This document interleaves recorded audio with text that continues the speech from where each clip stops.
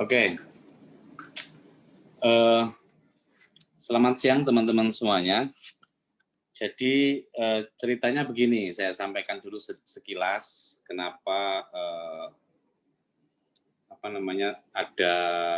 ternyata setelah tahu jadwalnya kuliahnya itu mulai tanggal 21. Tapi sudah terlanjur ngomong sama Komkes dan kuliah kita jadwal semula tanggal 14. Jadi saya tidak tahu kenapa berubah. Ya maklumlah. Itu yang pertama. Yang kedua, mungkin kita tidak akan kuliah setiap minggu, kemungkinan besar. Sistem kuliah nanti akan dijelaskan sama Mbak Ulan, modelnya seperti apa, dan mekanisme belajarnya seperti apa nanti akan dijelaskan. Sebenarnya Pak Deden akan menjelaskan sekilas tentang RPS, tapi sebenarnya RPS itu nanti saya share saja, jadi teman-teman tidak perlu saya jelasin sekilas saja nanti. Saya lebih akan menjelaskan apa isi pertemuan mata kuliah RA sepanjang 1 semester, antara 14 sampai 16 pertemuan. Nanti juga Mbak Ulan akan menjelaskan metode, apakah ada ujian atau tidak, sistem perkuliahan seperti apa, nanti akan dijelaskan. Itu suara mesin masuk nggak? Mesin pemotong rumputnya deket banget. Suara saya jelas kan? Jelas, Bapak. Oke. Oke. Di dalam kuliah ini ada sedikitnya tahun lalu itu 14 pertemuan. Ada ujian di akhir semester, tapi tidak ada ujian di mid semester.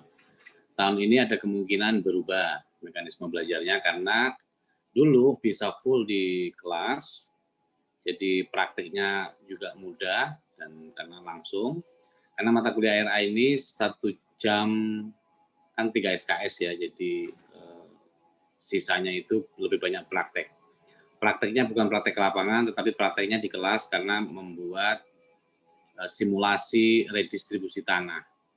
Dan untungnya teman-teman sekarang ada di kantor, jadi lebih mudah kemungkinannya karena objeknya itu mungkin bisa diimajinasikan dengan mudah dan bisa langsung konsultasi dengan koordinator redis, mungkin yang di Kanwil atau di Kanta. Jadi nanti nyari objeknya lebih mudah. Tapi sebelum sampai ke sana, saya mau menjelaskan sebenarnya apa sih isi mata kuliah RA ini, 3 SKS, kok banyak banget, panjang sekali, dan kuliahnya hanya 50 menit. Ini hasil kesepakatan kami bertiga, jadi nanti kami itu bertiga masuk di 2 kelas, jadi gantian-gantian begitu sistemnya. Jadi tidak harus saya di kelas C, D, E, F, tapi juga bisa pindah ke A, B, C, D, tergantung temanya, karena kita basisnya itu akan mengerjakan masing-masing sesuai tema. Agar apa? Agar bisa saling tukar dan semua materinya sama, proyeknya sama, hasilnya diharapkan output outcome-nya sama.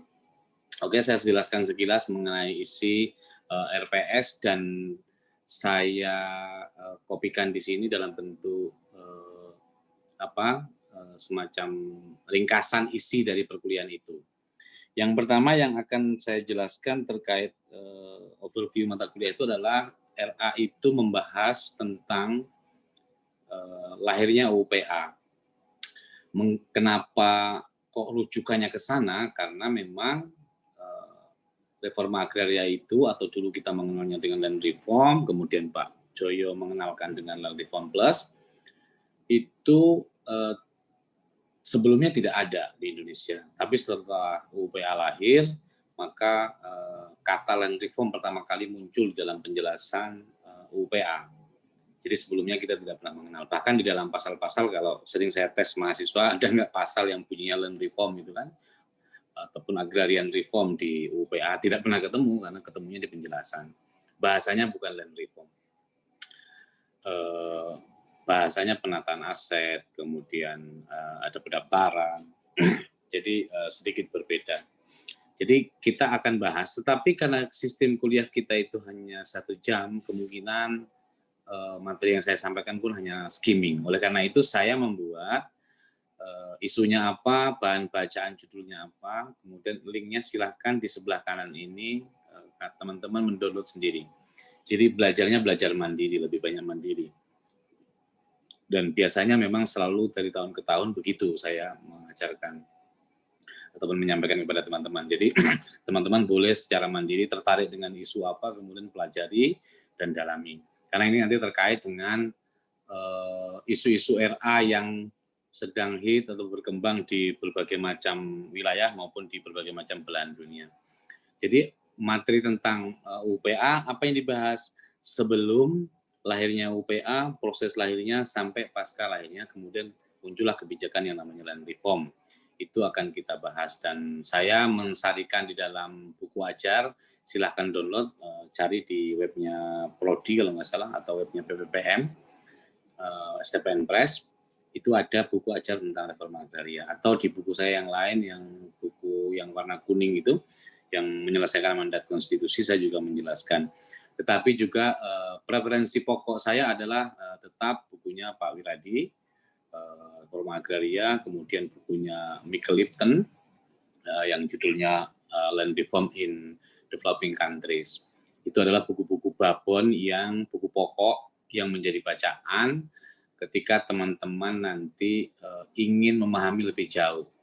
Karena misal di bukunya Lipton, Land Reform in Developing Countries itu pertama kali dikenalkan istilah kata land reform dan reforma agrarian reform.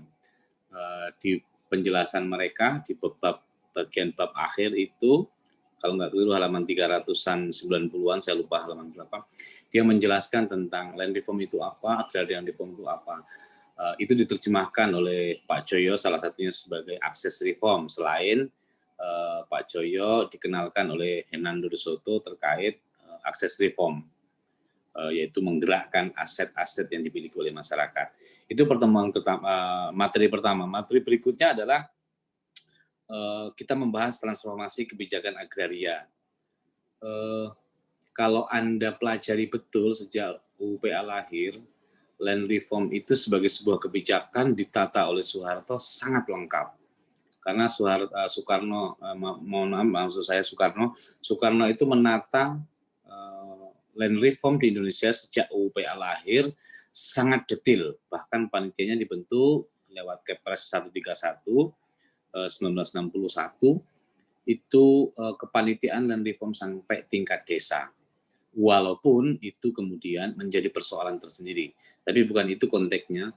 Konteksnya adalah apa yang disiapkan oleh Soekarno untuk menyelesaikan persoalan agraria di Indonesia, itu telah diwadahi oleh Soekarno dalam kepanitiaan land reformnya, versi Soekarno. Namun kemudian 65 terjadi sebuah peristiwa, 67 Soeharto naik, terjadi perubahan yang sangat signifikan, bukan hanya signifikan, saya kira sangat revolusioner, sangat drastis perubahannya, perubahan kebijakan tentunya. Betul UPA tidak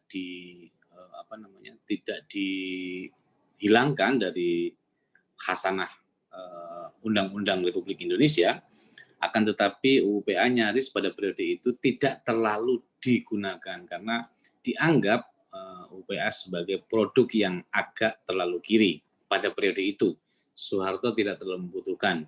Tetapi dia tetap menggunakan. Karena apa? Karena faktanya Soeharto itu tetap menjalankan land reform versinya tentu saja. Kalau saya lihat tahun 1984 di Jawa Timur itu banyak juga terjadi redis HGU habis. Bekas-bekas tanah HGU, bekas tanah Kodim, tanah tentara, tanah bekas perusahaan yang diambil oleh tentara karena peristiwa tahun 57, nasionalisasi. Dulu kan ketika terjadi nasionalisasi, banyak tanah-tanah milik perusahaan diambil oleh tentara. Diambil tentara itu sebenarnya pertama ingin menyelamatkan, tapi kemudian pada faktanya tanah-tanah itu dikuasai oleh tentara, diberikan kepada Nasution sebagai kasat waktu itu, karena Nasution dianggap orang yang paling menyelamatkan aset-aset orang-orang asing, terutama orang Barat, ketika peristiwa nasionalisasi tahun 57. Nah, itu masih banyak di tangan-tangan Kodim hingga hari ini. Kalau Anda ke Madiun, ke Blitar itu masyarakat sangat akrab dengan istilah tanah Kodim. Tanah Kodim itu bekas Erpah, HGU kebanyakan. Kalau Anda ingin membaca buku yang sangat singkat, tipis, hanya 100-an halaman, transisi kebijakan dari Soekarno sampai ke Soeharto, bacalah bukunya Nur Fauzi Rahman, Land Reform dari Masa ke Masa. Itu versi singkatnya. Versi panjangnya bukunya Nur Fauzi Rahman juga, tapi dalam bentuk yang panjang karena itu disertasi, Land Reform dan Gerakan Agraria Indonesia. Sayangnya ini tidak ada versi online-nya ya. Tapi kalau yang Land Reform dari Masa ke Masa yang tipis itu, saya kira buku dibaca untuk pengantar tidur bisa di-download di mana-mana karena sepertinya sudah dihibahkan sama pemiliknya. Tapi kalau yang versi disertasi tebal harus beli di Insys Press. Anda tidak bisa mendapatkan secara gratis. Tapi kalau Anda ke STPN ada banyak, di perpustakaan ada, di BPM ada. Itu saya kira buku yang berbicara tentang kebijakan land reform di Indonesia dari periode sebelum Soekarno, sebelum lahirnya UPA, sampai periode Joyo-Winoto. Jadi menurut saya versi yang paling lengkap. Tentu saja versi Joko Widodo tidak ada karena buku itu terbit tahun 2017, tetapi buku itu diselesaikan kalau nggak keliru tahun 2012 kalau nggak salah. Jadi tidak ada. Tetapi tadi sekali lagi saya ingatkan, kalau ingin baca versi pendeknya, judulnya Dari Masa ke Masa. Ada linknya nanti, silakan Anda cari. Berikutnya nanti Mbak Wulan akan menjelaskan pengalaman land reform di berbagai negara. Pengalaman RA di berbagai negara ini cukup menarik sebenarnya sebagai sebuah kajian karena kita melihat kalau kita berkaca kepada Amerika Latin, misalnya Meksiko, Venezuela, itu adalah negara-negara, termasuk Brazil juga ya, itulah negara-negara dengan pengalaman land reform yang sangat panjang dan berdarah-darah. Meksiko saya kira dipimpin langsung oleh mantan tentara yang menghasilkan darah begitu banyak. Begitu juga di Brazil. Kalau Anda pernah menonton film yang paling legendaris, saya kira judulnya Chico Mendes, itu adalah film tentang perjuangan agraria orang-orang Brazil di hutan Amazon. Waktu itu perjuangan mereka sukses karena mendapatkan tanah hutan masyarakat adat Brazil kemudian diberikan kepada masyarakat pribumi yang sebelumnya banyak dikuasai oleh orang-orang asing untuk kepentingan eksploitasi. Sebagai penghargaan perjuangan Mendes dan kawan-kawan itu mendapatkan tanah itu sekitar 2,5 juta. Tapi kalau Anda cek beberapa literatur terakhir, hutan Amazon itu sekarang sudah berbeda dengan dulu. Hutan tropis 2,5 juta hektar itu saat ini sudah banyak eksploitasi di atasnya. Tentu saja karena perkembangan zaman dan segala macam, saya kira wajar. Kalau Anda bicara tentang land reform di Jepang misal, ataupun Korea, sangat berbeda dengan Indonesia. RA di Jepang itu, ini overview saja ya, saya nggak baca detailnya, nggak akan menjelaskan detailnya. Kalau Anda baca tentang land reform di Jepang, betul mungkin sejak zaman kerajaan, dia menyiapkan atas tanah secara baik, tanah-tanah itu didata dengan baik, tetapi sebenarnya Jepang itu menyiapkan land reform itu dalam rangka untuk bertransformasi dari negara agraris ke negara industri. Begitu juga dengan Korea. Ini saya baca di bukunya Pak Wiradi, judulnya Sebuah Pertemuan Sela Bintana. Ini ada naskahnya secara online, bisa di-download, nanti dicari. Itu kumpulan sebuah seminar di Sela Bintana, Jawa Barat, menghasilkan salah satunya adalah pengalaman Jepang ada di situ, Korea, dan Taiwan. Beda lagi dengan Cina. Nanti akan diulas oleh di perkuliahan akan dibahas oleh Mbak Wulan, termasuk yang transisi kebijakan. Kemudian tema berikutnya sebelum mid semester itu adalah perjalanan kebijakan reforma agraria Indonesia dari Soekarno sampai Joko Widodo. Ini kalau tadi yang masa Orde Baru saya singgung sedikit karena Pak Harto itu menempatkan reforma agraria sebagai sebuah sistem yang baru sama sekali yang bernama transmigrasi yang sampai hari ini meninggalkan masalah banyak. Karena apa? Karena misal kemarin yang ikut PKL kemana? Ke Waduk Sermo? Ada nggak ya? Itu semester 1 ya. Mungkin dulu pernah ya Pak PKL di Waduk Sermo.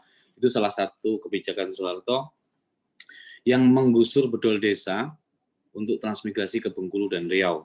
Jadi orang-orangnya itu salah satu kebijakan maksud saya, salah satu kebijakan penting Soeharto itu adalah gemar sekali memindahkan orang-orang di Jawa yang dianggap padat penduduknya itu untuk bertransmigrasi ke luar Jawa. Selain Waduk Sermo tentu kalau Anda baca bukunya Anton Lukas, di Jawa Barat itu banyak sekali peristiwa-peristiwa penggusuran lahan, termasuk di Mogiri juga ada pembangunan waduk, itu bedol desa juga dipindahkan ke Sumatera. Nah, di bagian pertemuan terakhir sebelum MIT itu, ngomongin perjalanan kebijakan, itu lebih mau melihat transisi dan perubahan-perubahannya sampai hari ini. Dari Soekarno membuat kebijakan apa, Soeharto membuat kebijakan apa, Habibie membuat apa, SBY, Abdurrahman Wahid dan Megawati membuat apa, dan Joko Widodo membuat apa. Itu akan ada dalam sebuah materi terkhusus karena ini panjang. Walaupun secara ringkas saya sudah membuat di dalam buku panduan buku ajar. Kira-kira itu sebelum MIT kita akan membahas 4-5 tema yang cukup panjang. Barulah kita MIT sementara agendanya kami sepakat kemarin tidak ada MIT semester, tapi sistem kuliah kita project based karena ada waktu untuk mengerjakannya secara berkelompok, tidak individu. Tapi nanti sesuai perkembangan kita akan melihat apakah midterm diperlukan. Sementara sih tidak terlalu urgent. Setelah setelah mid semester menteri kita masuk, nanti kita kuliah dengan Pak Deden ya, kita akan berbicara tentang konflik. Jadi kenapa kok konflik itu selalu menjadi isu penting di dalam reforma agraria, karena hampir semua pakar-pakar agraria di Indonesia itu, termasuk Pak Wiradi sering, termasuk Nur Fazil Rahman, itu selalu mengutip pendapatnya Christodoulou yang selalu mengatakan konflik agraria adalah anak kandung agraria, anak kandung reforma agraria. Reforma agraria adalah anak kandung konflik agraria. Jadi kita itu seperti seperti dua hal sisi mata uang, karena selalu di berbagai macam negara memang demikian.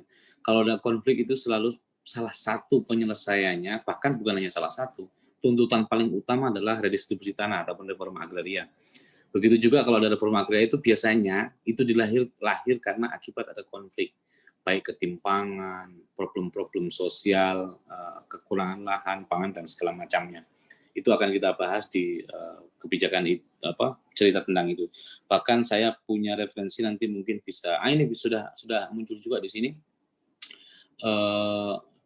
bacaan terkait tentang konflik hasil penelitian Dia-ul Haq Australia National University tahun 2021 akhir kemarin. Dia melakukan penelitian sangat penting ini teman-teman, menurut saya harus baca karena apa? Karena dia meneliti konflik 150 lokasi HGU. Itu kayak mencermin, saya baca itu kayak ini wajahnya BPN kelihatan banget karena 150 kasus itu semuanya kan yang ditangani oleh BPN, konflik-konflik yang ada di lahannya orang BPN di HGU. Jadi kajian Dia-ul Haq dan kawan-kawan itu menurut saya mutlak teman-teman pelajari atau baca bagaimana sih sebenarnya tipologi konflik agraria skala besar, karena itu kan skalanya besar. Berikutnya kita akan ngomongin tentang mungkin nanti Mbak Ulan atau Pak Deden akan menjelaskan juga di perkuliahan akar ketimpangan. Apakah konflik itu akar ketimpangannya itu konflik itu penyebabnya karena faktor ketimpangan agraria atau apa? Salah satu referensi bukunya Pak Wiradi dan Dianto Bahriyadi menjelaskan 6 dekade atau 60 tahun hasil penelitian dia tentang ketimpangan agraria. Walaupun referensi lain juga banyak, tapi saya hanya menyampaikan yang pokok-pokok saja. Kemudian penjelasan berikutnya yang ingin saya sampaikan adalah pasca itu yang ingin kami sampaikan adalah kebijakan spesifik Joko Widodo, karena Joko Widodo melahirkan reforma agraria yang berbeda dengan presiden-presiden sebelumnya. Tentu secara spesifik saya akan membahas tentang Perpres 88 2017, penyelesaian penguasaan lahan dalam kawasan hutan atau dikenal dengan PPTKH, dan juga lahirnya GTRA lewat Perpres 86. Jadi dua hal ini menjelaskan posisi kebijakan reforma agraria pada era Joko Widodo. Kita belum sampai level bicara evaluasi praktik kebijakan, kita baru ngomong ranah kebijakannya. Berikutnya setelah itu kita spesifik ngomongin PPTKH. PPTKH itu walaupun tidak dijalankan hanya oleh ATL BPN, tapi teman-teman harus tahu di lapangan harus mutlak mengerti apa itu PPTKH, sehingga ketika ke lapangan nanti tidak buta. Banyak senior-senior kalian itu setelah pulang kemudian kontak saya, Pak, minta bantu jelasin ini, jelasin tentang PPTKH. Dulu pas kuliah dijelasin PPTKH tidak mendengarkan dan kasih kesempatan untuk diskusi tidak melakukan, tapi begitu di lapangan punya pekerjaan, mereka pusing. PPTKH sesuatu yang baru. Kalau ngomongin redis, teman-teman yang pernah ke lapangan dan ke kantor itu nggak pernah bingung. Kenapa? Karena minimal pernah ikut terlibat ngukur, ataupun pernah baca, pernah ikut menyaksikan sidang PPL-nya. PPTKH beda. PPTKH itu DPN terlibat di bagian depan sama bagian akhir. Dan itu nanti di khusus laporan membuat kegiatan PPTKH akan kita pelajari dokumen-dokumennya seperti apa, proses bisnisnya seperti apa, itu akan kita jelaskan bareng-bareng.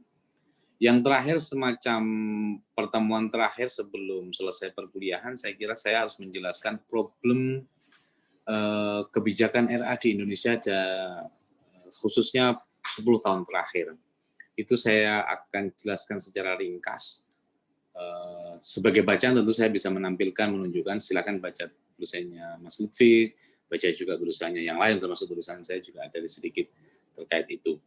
Itu secara umum tema-tema yang akan kita bahas dalam 16 pertemuan yang nanti pertemuan mekanismenya akan dibahas secara detail oleh Mbak Ulan.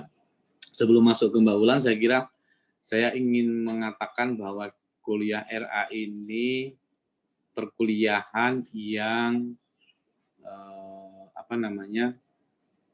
ada praktiknya. Salah satu catatan penting, dulu mata kuliah ini tidak ada praktiknya, reforma agraria saja. Dulu ada mata kuliah namanya Land Reform, kemudian berubah menjadi RA1 dan RA2, tetapi RPS-nya tidak ada praktiknya. Sehingga praktiknya itu hanya membuat bagan alur menjelaskan proses redistribusi. Tapi mulai 2 tahun terakhir, ketika berubah menjadi 1 tahun terakhir, ketika berubah menjadi satu mata kuliah reforma agraria 3 SKS, kemudian saya mengusulkan tidak bisa kuliah RA tidak ada praktik, karena mahasiswa pulang ke kantor ditanyain siapa yang ngajar RA, Pak Nasiro, dasar dosen pertuk gitu. Ditanyain mahasiswanya di lapangan suruh melakukan redis, diajak ngomongin redis nggak ngerti.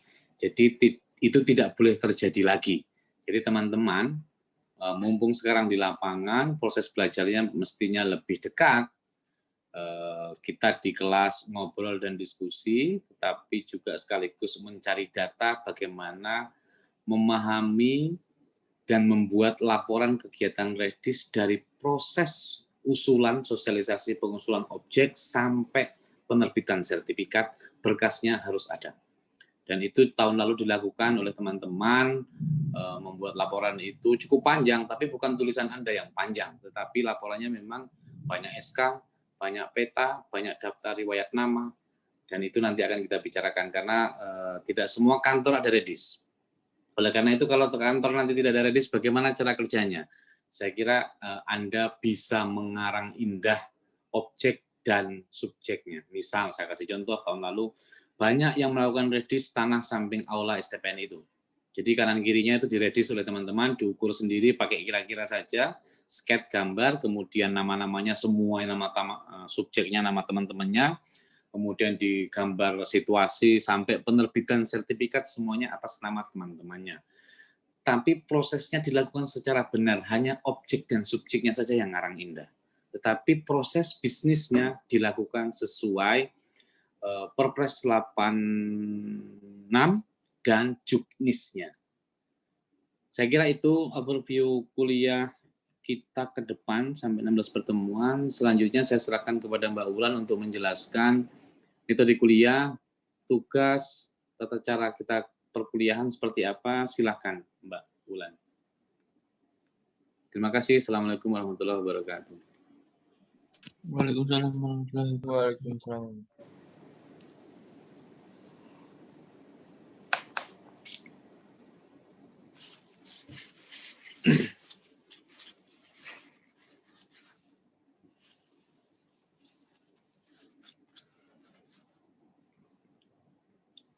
Wulan? Suaramu mana? Halo?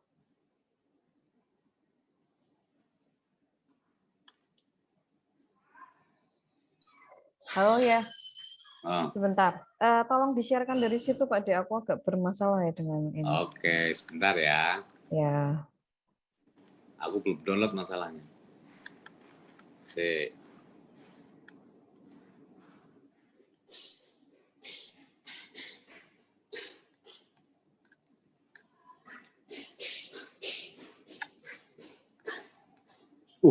Filenya besar. Iya, dan bentar lagi proses bentar. download. Oke.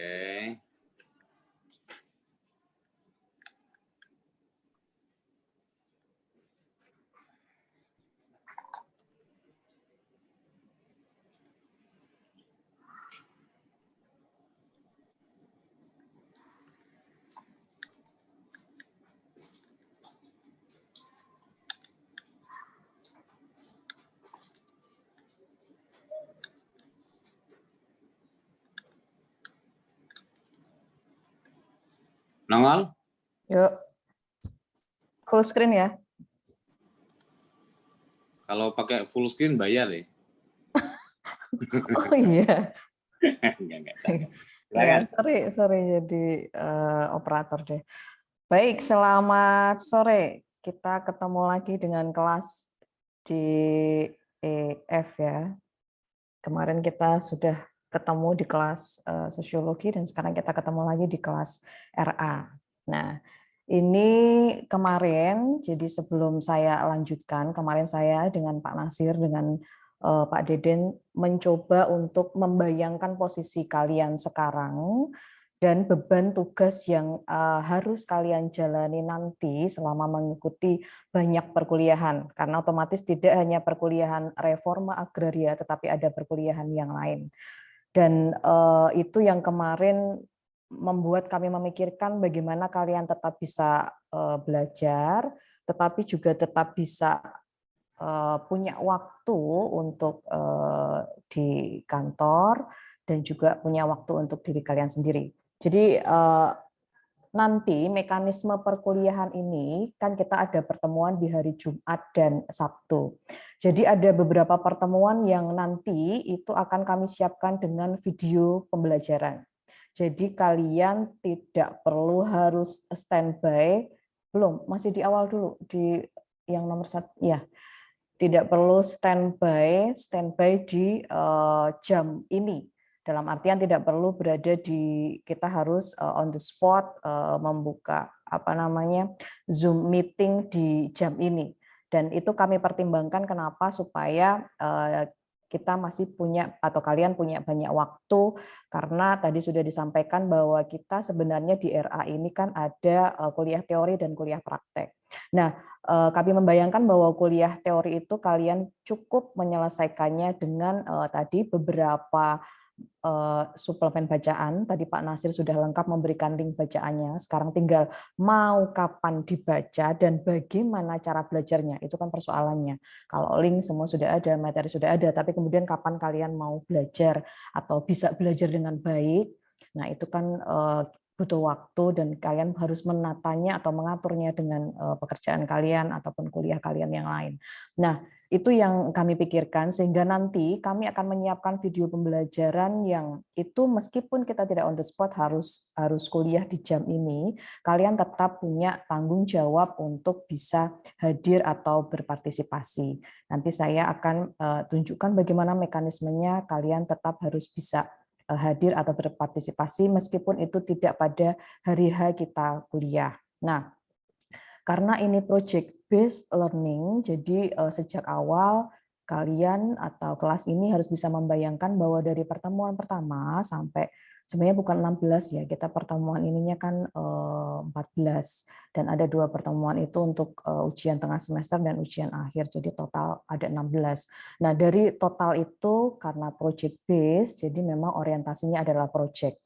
Tapi sekali lagi bukan berarti ketika orientasinya proyek basis penilaian individualnya tidak ada. Kami tetap mengupayakan supaya capaian mata kuliah ini atau capaian pembelajaran secara individunya bisa tercapai.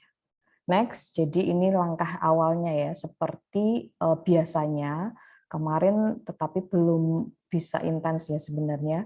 Nah, ini karena kami akan mengelolanya bertiga bersama untuk 14 kali pertemuan, nanti akan dibagi bebannya antara saya, Pak Nazir dengan Pak Deden. Nah, ini nanti kami berharap benar-benar bisa in charge full untuk istilahnya melihat progres kalian dari waktu ke waktu. Nah, yang pertama nanti akan dilakukan adalah seperti biasa supaya kita bisa mengontrol, termasuk tadi materi supaya bisa satu pintu, kemudian juga bisa mengecek dari waktu ke waktu, kalian nanti akan bergabung di Google Classroom. Google Classroom ini saya pisahkan atau kami pisahkan antara kelas DEF dan kelas ABC supaya tidak terlalu penuh atau tidak terlalu full. Kemarin setengah mati saya sih ya, di beberapa mata kuliah itu. Kenapa? Karena beberapa itu mengisi atau menamai Google Classroom-nya kan tidak sesuai dengan nama di presensi sehingga agak kerepotan untuk mengecek satu-satu dan kami berharap ini nanti tidak terulang di kelas Reforma Agraria. Yang pertama nanti kami akan invite dan semua pengajar nanti juga akan di sana, baik Pak Nasir, Pak Deden akan ada di kelas ABC maupun di kelas DEF. Nah, tapi memang untuk Google Classroom-nya kami pisahkan supaya tidak terlalu penuh. Selanjutnya, nah, ini untuk penilaian dan penugasan. Jadi seperti tadi saya sampaikan, kita itu ada 2 ya. Jadi kalian nanti akan bekerja secara individu, tetapi juga bekerja secara kelompok. Nah, apa yang akan dikerjakan sebagai pekerjaan individual dan apa yang akan dikerjakan sebagai pekerjaan kelompok, nah nanti akan saya jelaskan. Kita mulai dulu dari tugas individu. Next. Ya, jadi tugas individu itu yang pertama, kenapa kalian atau kami tadi kan menyampaikan akan ada video pembelajaran dari masing-masing topik yang tadi sudah dituliskan di RPS atau rencana pembelajaran semester. Nah, memang kalian tidak harus atau tidak diwajibkan kita akan ada Zoom meeting di waktu ini di jam Jumat ataupun Sabtu kalau kelas ABC ya. Nah, tetapi ada video pembelajaran yang kalian nanti perlu lihat atau istilahnya kalian perlu dengarkan atau perhatikan. Nah, dari setiap video pembelajaran yang kami sampaikan, next, setiap mahasiswa atau setiap taruna kami harapkan bisa berpartisipasi atau istilahnya menunjukkan keterlibatannya di materi. Jadi ya keterlibatan di materi yang kami berikan. Jadi istilahnya minimal kalian tahulah kira-kira resume atau istilahnya ini saya materi ini tentang apa ya. Nah, seperti itu kira-kira kalian bisa menangkap lah dari pertemuan minggu depan. Ini dimulai dari minggu depan ya. Dimulai dari minggu depan itu ada lembar partisipasi 1. Dan apa isinya nanti kalian ini hanya istilahnya bukan hanya ya, tetapi ini sesuai dengan apa yang disampaikan oleh dosen pengampu. Baik itu nanti Pak Nasir, Pak Deden ataupun saya sendiri. Jadi ada resume perkuliahan. Resume-nya jangan kalian bayangkan yang ribet, tetapi itu nanti cukup kalian buat semacam boleh simpulan ataupun apa yang kalian highlight, yang kalian anggap paling penting. Nah, itu kalian tulis tangan. Kalian tulis tangan, kemudian itu nanti upload. Di-upload di Google Form yang sudah kami siapkan. Nah, dari setiap materi yang kami berikan pada setiap pertemuan, satu mahasiswa atau setiap taruna itu minimal menyiapkan 2 pertanyaan. Ya, ini adanya 2 sih. Kami menyiapkannya hanya paling nggak 2 lah. Satu anak itu bertanya 2 hal tentang apa yang baru saja disampaikan oleh pengajarnya. Kenapa? Karena ini untuk memberikan peluang atau ruang supaya tetap ada interaksi antara pengajar maupun mahasiswa. Tetapi memang mekanismenya adalah seperti ini, supaya kalian lebih fleksibel. Kalian tidak harus kemudian standby di jam ini untuk kelas RA, tetapi prinsipnya ini kalian tetap bisa berpartisipasi di kelas. Ini ya. Jadi nanti kalau ada yang tidak paham bisa ditanyakan. Setiap pertemuan, setiap siswa, ini individu ya, harus mengisi lembar partisipasi kelas reforma agraria. Ini detailnya sudah ada, nanti akan kami berikan linknya melalui Google Classroom. Jadi tersentral atau terpusat di Google Classroom seperti biasa supaya informasi atau apapun bisa satu pintu. Karena memang pengajarnya kan ada 3 supaya tidak kemana-mana. Itu untuk tugas individunya. Dan ini nanti dilakukan dari mulai pertemuan minggu depan. Dari setiap materi yang disampaikan oleh dosen pengampu kalian.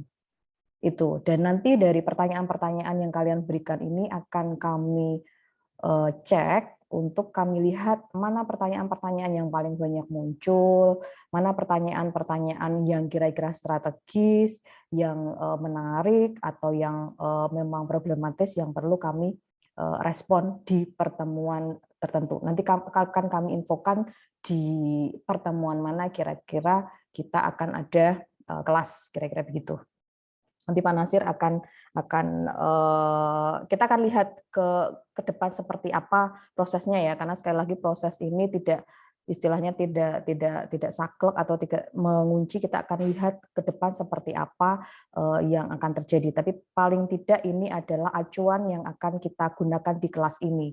Jadi kami tidak menuntut ada Zoom meeting di setiap pertemuan, tetapi ada istilahnya video pembelajaran yang akan kami berikan, nanti akan direspon, kemudian pada waktu tertentu, ada pertemuan tertentu, kita akan ketemu untuk mendiskusikan pertanyaan-pertanyaan strategis itu.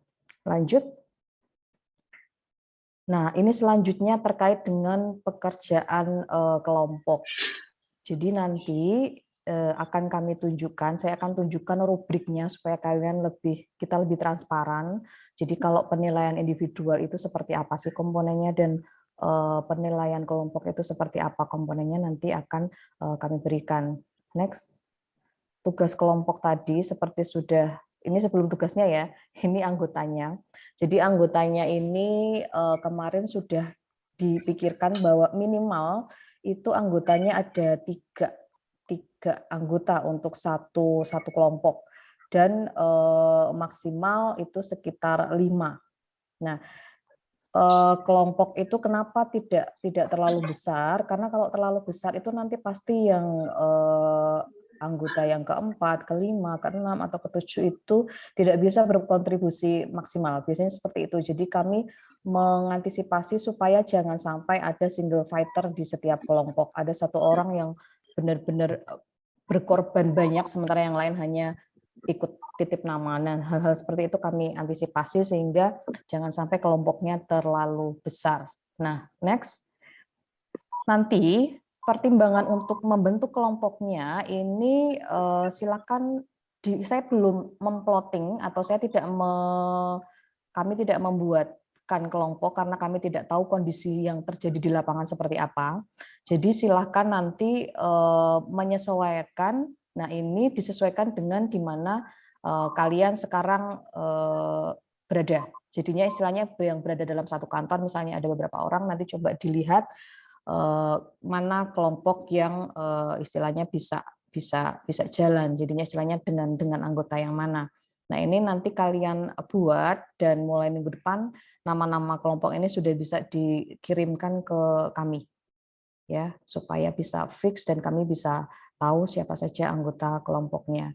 Jadi disesuaikan supaya lebih memudahkan dalam prakteknya. Misalnya kalau project base ini, kalau di kakak-kakak kelas kalian yang sudah berjalan ya, seperti di kelas manajemen mutu misalnya, itu saya ada mempraktekkan survei kepuasan masyarakat, dan base kelompoknya adalah base di mana mereka kantor pertanahan yang mereka ada di sana atau di lokasi mereka ada, jadi tidak menyulitkan. Dan tentu saja yang misalnya kalau ada dalam satu kantor ya diupayakan ada dalam satu kelompok. Kalau kelompoknya terlalu besar, misalnya dalam satu kelompok itu ada 18 orang, ya berarti itu tinggal disesuaikan, nanti ada maksimal 5, kalian sesuaikan anggota kelompoknya dengan jumlah yang ada di kantor tersebut. Prinsipnya adalah ini nanti untuk mengerjakan laporan pelaksanaan redistribusi tanah secara lengkap.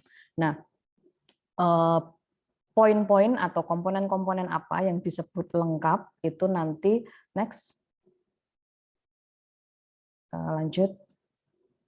Nah, ini di contoh yang di kelas RA yang dulu, itu sebenarnya sudah ada beberapa. Jadi, apa saja komponen yang minimal atau istilahnya harus dipenuhi di laporan kegiatan redistribusi tanah. Next. Jadi ini ya, poinnya ada 1 sampai 10, tapi nanti detail ini bisa dilihat di Juknis. Jadi ada dari mulai tahap persiapan dan perencanaan, koordinasi, pembuatan draft, pembentukan panitia, penyeluruhan lapangan, dan sebagainya, sampai pembukuan hak dan penerbitan sertifikat. Jadi kita mensimulasikannya itu sebagai satu kegiatan redis yang utuh. Jadi kalau misalnya belum ada SK-nya, ya kalian nanti membuat dalam tanda kutip SK yang kira-kira memenuhi untuk syarat-syarat sebuah atau satu alur kegiatan redistribusi yang lengkap. Itu untuk nanti tugas kelompok yang akan kalian siapkan, dan tugas kelompok ini itu akan menjadi pengganti di UTS. Jadi kalian nanti laporan kegiatan redistribusi tanah lengkap ini diupayakan sudah selesai di pertengahan semester, karena itu nanti untuk mengganti UTS kalian. Pengganti UTS-nya adalah ini. Jadi ini semoga mengurangi beban kalian untuk memikirkan bahwa apakah kami harus ujian dan sebagainya. Nah, itu penggantinya. Next.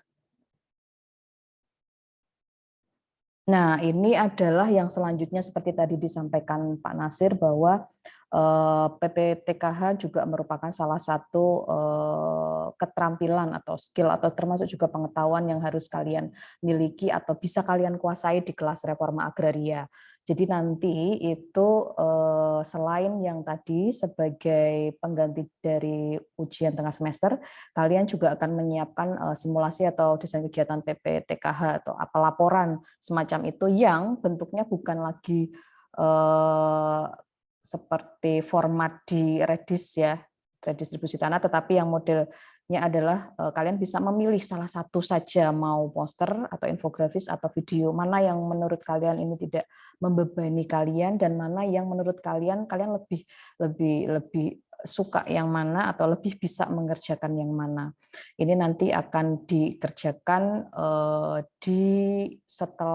jadwalnya setelah ujian tengah semester ini sebagai tugas kedua.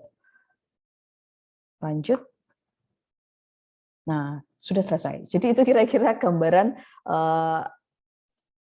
kelas kita ya, alur kelas kita dari pertemuan 1 sampai pertemuan 14 dan 2 pertemuan UTS dan UAS. Sebenarnya kemarin itu ada satu skema atau desain ya, nanti Pak Nasir bisa menambahkan bahwa ada proses evaluasi silang. Jadi laporan redis lengkap. Tadi dari yang misalnya dibuat oleh kelompok 1, itu seharusnya diberikan ke kelompok 2 untuk kemudian dianalisis.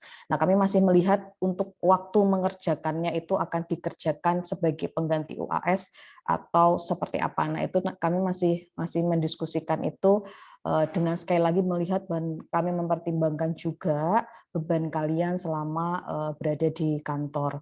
Sekali lagi di pertemuan pertama ini kami berharap, maksudnya imajinasi kita ke depan untuk 14 pertemuan ke depan itu tidak menjadi mata kuliah yang memberatkan. Ya memang berat sih, materinya berat.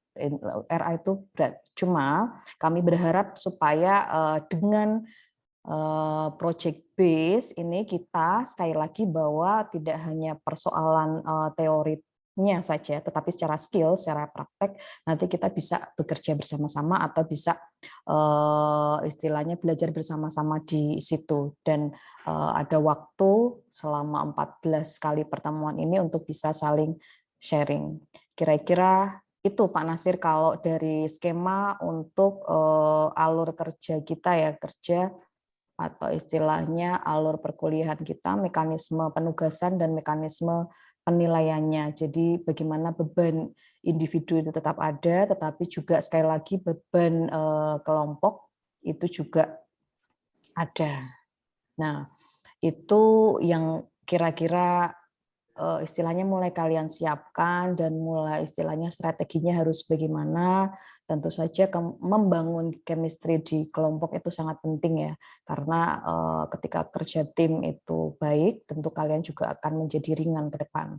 Nah, saya kenapa di awal ini menunjukkan istilahnya PPT yang colorful lah seperti ini. Saya berharap supaya ini benar-benar tidak menjadi satu beban yang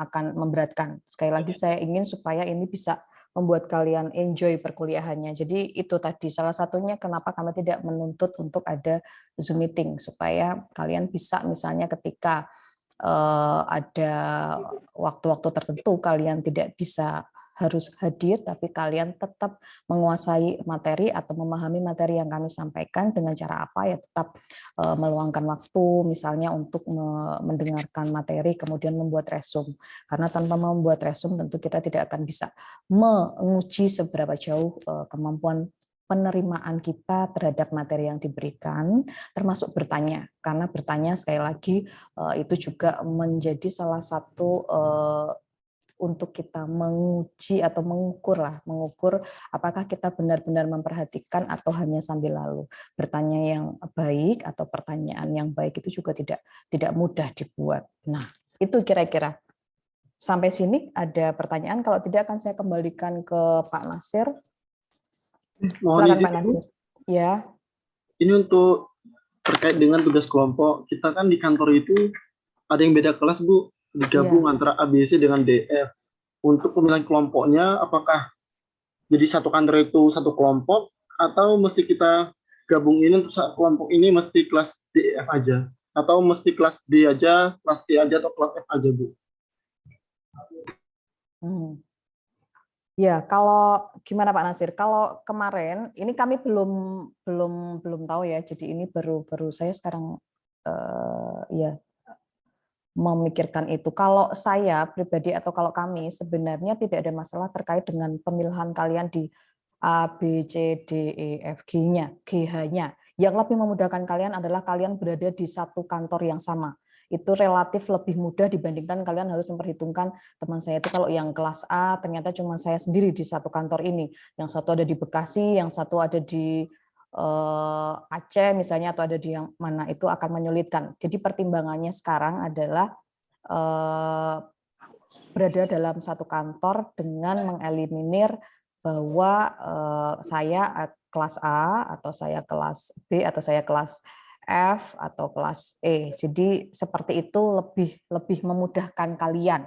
Memang akan lebih effort ke kami untuk mengecek satu-satu bahwa ini ada di kelas yang mana. Seperti itu. Begitu, Pak Nasir, bagaimana?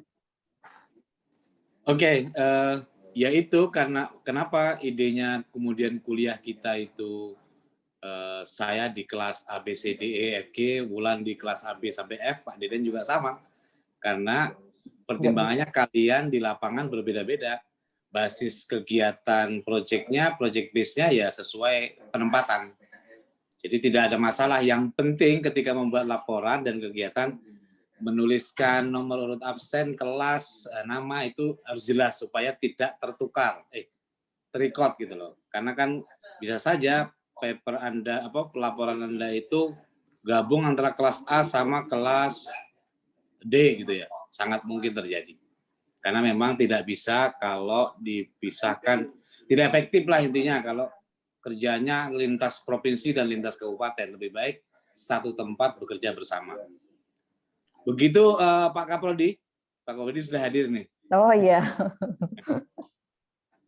Kita gabung begitu kan maksudnya Pak Kaprodi supaya tidak merepotkan. Jenengan kan yang mengirim mereka, jadi jenengan yang paling tahu. Silakan. Oke, ya terima kasih.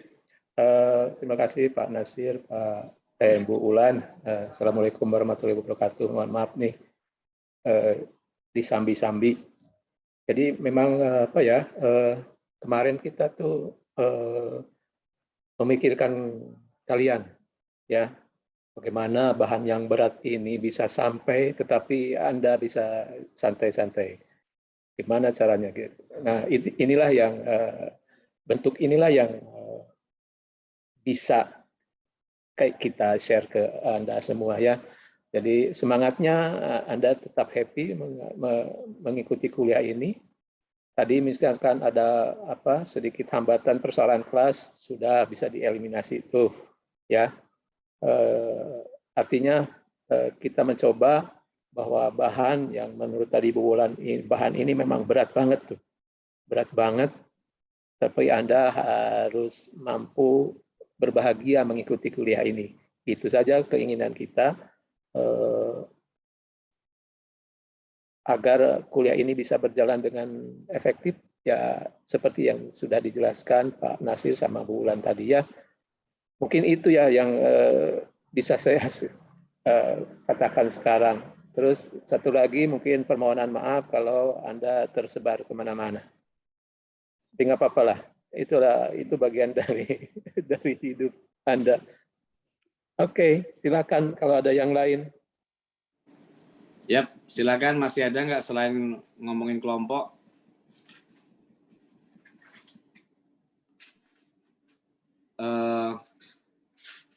Kita punya data, tetapi kita tidak mau membentuk kelompok. Jadi minta tolong kepada teman-teman, dan ini tidak bisa diserah, mungkin Komkesnya juga bisa membantu sama sekretarisnya. Pembentukan kelompok tadi sudah dijelaskan sama bulan, minimal 3, maksimal 5.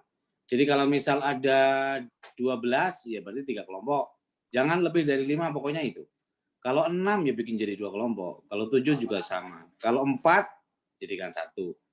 Jadi itu saya serahkan ke Komkes untuk mengkoordinir bagaimana mekanismenya.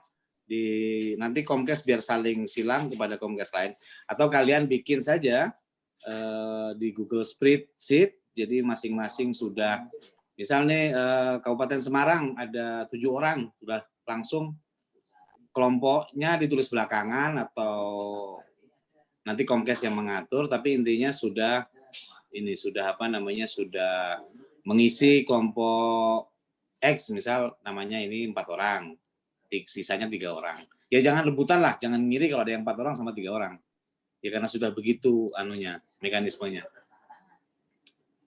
Izin Pak. Silakan. Tadi kan minimal 3 orang Pak, tapi di kantor kan ada yang 2 orang, ada yang 1 orang, itu bagaimana Pak? Oh ya, kemarin kita juga ngobrol sama Pak Deden, kalau ada 2 orang bersedia 2 orang saja, it's okay. Kalau tidak, mencari kabupaten terdekat, lokasi terdekat, gandeng sama lokasi terdekat. Jadi itu nanti bisa kalian selesaikan lah, kalau udah pada dewasa bisa menyelesaikan yang begitu. Tapi prinsipnya kalau 2 orang mau ya nggak apa-apa. Tapi kalau bisa gandeng sama kabupaten terdekat. Ada banyak nggak yang 2 di kantor hanya 2 orang? Enggak. Ada 1-2 lah. Ada yang 1 orang. Ada 1-2. Ya kalau 1-2 nanti kan misal di Kabupaten Semarang sama Kota Semarang kan dekat, nah bisa lah gabung gitu kan. Jadi kita minta Comcast-nya yang menyelesaikan itu bersama teman-teman semuanya lah, supaya segera dikirim. Kalau bisa dalam Excel atau di Google Spreadsheet juga oke. Jadi bisa diedit masing-masing. Tapi jangan sudah dipasang di sini dipindah-pindah sendiri, jangan ya. Nanti geser-geser sendiri nama orangnya kan nggak enak. Kasihan. Oke, itu nanti Bulan udah nyiapin yang di Google Drive, Google Classroom untuk materi semua nanti diupload. Saya kira saya minta tolong ke teman-teman lah. Link-link yang saya letakkan di PPT tadi, nanti kan saya sebar PPT-nya. Kalian cari bahannya, kalian unggah di Google Classroom supaya bahannya teman-teman yang mau mencari tinggal mengakses di situ, jadi satu. Terus yang merasa ataupun menemukan bahan yang lain, silahkan di-upload, dijadikan satu bersama bahan-bahan yang lain. Yang saya contohkan tadi itu kan hanya sangat sedikit, padahal materinya itu RA banyak banget. Ada lagi?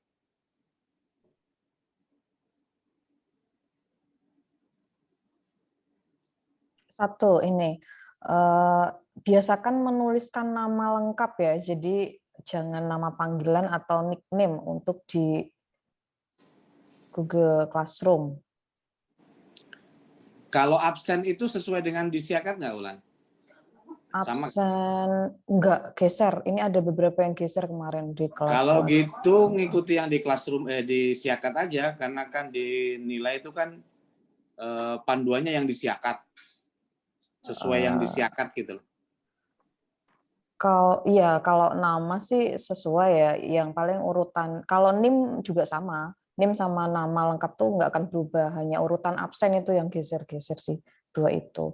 Karena beberapa kasus ya semester 6 terutama yang sekarang 6 itu, mereka itu kasih nama Google Classroom tuh udah aneh-aneh dan itu setengah mati. Maksudnya ngoreksinya itu nggak gampang. Jadi itu yang harus diinikan supaya nanti ketika cek kita juga memudahkan semuanya sehingga nggak keselip juga, karena beberapa kemarin juga ada yang terselip hilang semacam itu. Nggak hilang sih, tapi agak numpuk. Susah nyarinya. Lama itu, jadi butuh waktu. Oke, cukup Pak Deden? Cukup. Mana tadi ada saya lihat si Fadel. Fadel. Mana Fadel?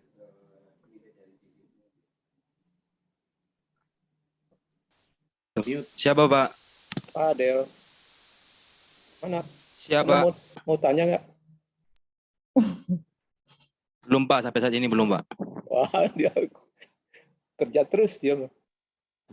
Sama iya, ini Pak. mungkin saya bisa pesan sama Mas Fadil. Maksudnya Comcast kelas apa ya?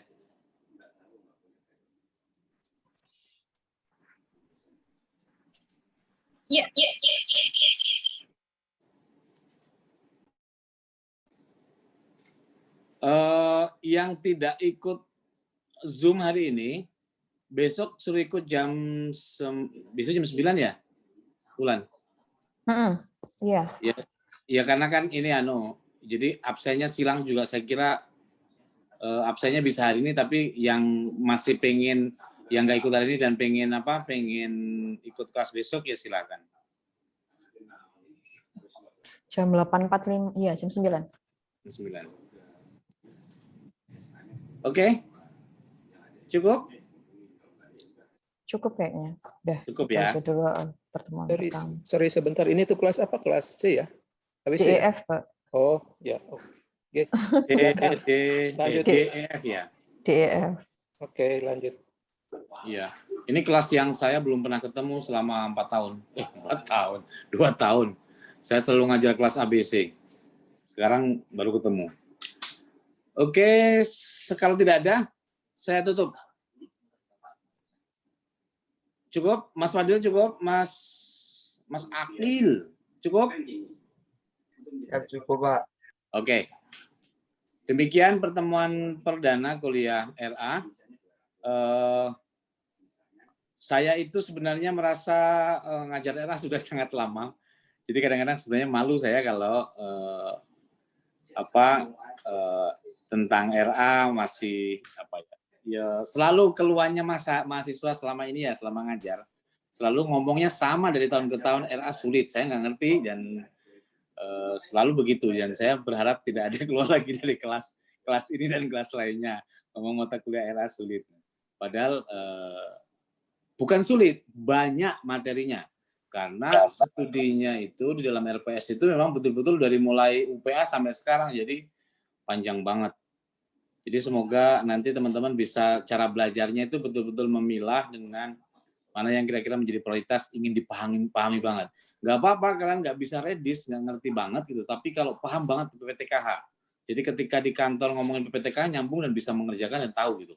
Begitu juga yang lainnya. Karena kalau berharap banyak semuanya tahu, saya memang menurut saya agak, terutama kalau materinya yang bagian sejarah itu. Ngomongin tahun 57 sampai tahun 65 itu udah pengap sendiri. Oke, kurang lebihnya mohon maaf. Wabillahi taufiq wal hidayah. Assalamualaikum warahmatullahi wabarakatuh. Waalaikumsalam warahmatullahi wabarakatuh. Terima kasih, Pak. Terima kasih, Pak. Terima kasih, Pak.